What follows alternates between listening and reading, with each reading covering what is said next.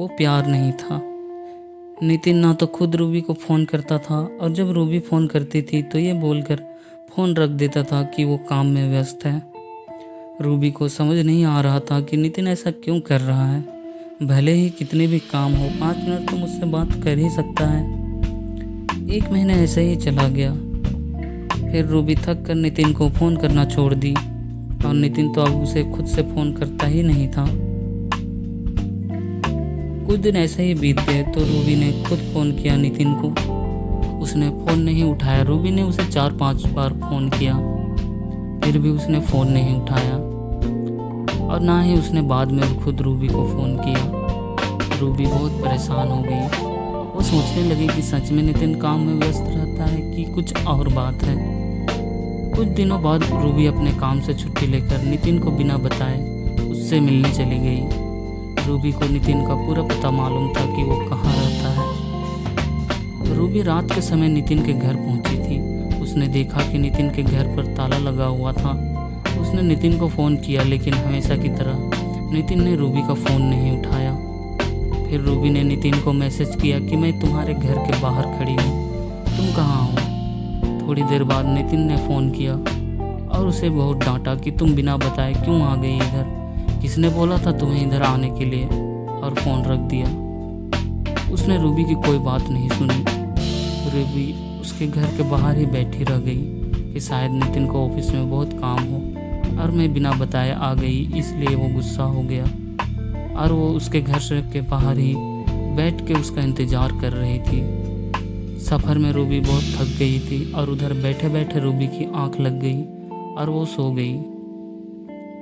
सुबह उसकी आंख खुली तो उसने देखा कि नितिन अभी तक घर नहीं आया। उसने फिर से नितिन को फ़ोन किया।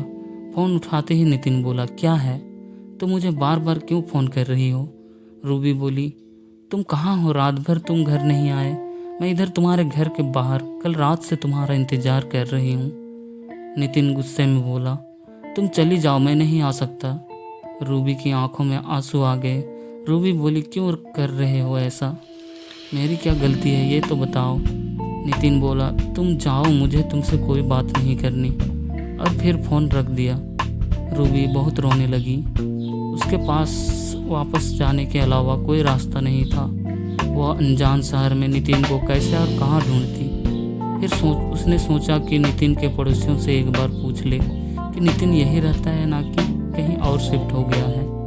उसने पूछा तो उसे पता चला कि पिछले 1 महीने से नितिन यहाँ रहता ही नहीं है। ये सुनकर उसे और बुरा लगा कि नितिन ने उसे कुछ नहीं बताया था कि वो कहीं और शिफ्ट हो गया है। पहले नहीं बताया था ठीक है, लेकिन अब जब मैं यहाँ आ गई हूँ फिर भी उसने मुझे कुछ नहीं बताया और ना ही मिलने आया। वो वहाँ से अपने घर लौट गई। वो बहुत बेचैन हो रही थी। नितिन ऐसा क्यों कर रहा है। वो नितिन को फ़ोन और मैसेज करती थी लेकिन वो ना तो फ़ोन उठाता और ना ही मैसेज का रिप्लाई करता था। कुछ 15 दिनों बाद नितिन का फ़ोन आया। रूबी अपने ऑफिस में थी। उसने तुरंत फ़ोन उठाया और ऑफिस से बाहर निकल बात करने लगी।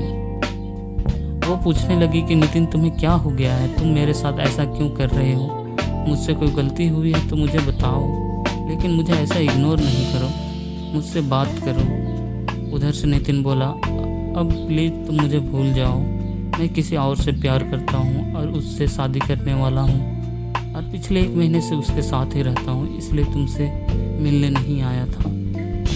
उस दिन हो सके तो मुझे माफ़ कर देना, मैं अपना फ़ोन नंबर भी बदल रहा हूँ। इतना बोलकर नितिन ने फ़ोन रख दिया। रूबी ये सब सुनकर तो मानो जैसे उसके पैरों के नीचे से ज़मीन ही निकल गई। उसका दिल बहुत ही तेज़ी से धड़कने लगा। वो रोने लगी और सोचने लगी कैसे 6 साल का रिलेशन ऐसे कोई एक झटके में तोड़ सकता है। वो उसी वक्त ऑफिस से घर चले गई। वो बहुत रोई और फिर नितिन को फ़ोन करने लगी कि नितिन ऐसा नहीं कर सकता, वो मुझे छोड़ कर नहीं जा सकता। लेकिन जैसे नितिन ने कहा था कि वो अपना नंबर बदल रहा है तो उसने फ़ोन भी नहीं लगा। रूबी डिप्रेशन में चली गई थी। वो 15 दिनों तक ऑफिस नहीं गई। उस रोज़ ऑफिस से फ़ोन आते थे। आखिर में उसके बॉस ने उसे बोल दिया कि ऐसा ही कुछ दिन और चला तो उसे अपनी नौकरी खोनी पड़ेगी। फिर कुछ दिनों बाद रूबी ऑफिस जाने लगी, लेकिन काम में उसका ध्यान नहीं रहता था। 5 महीने हो गए उस बात को। अब रूबी धीरे धीरे संभल रही थी। नितिन ने फिर कभी रूबी को फ़ोन नहीं किया।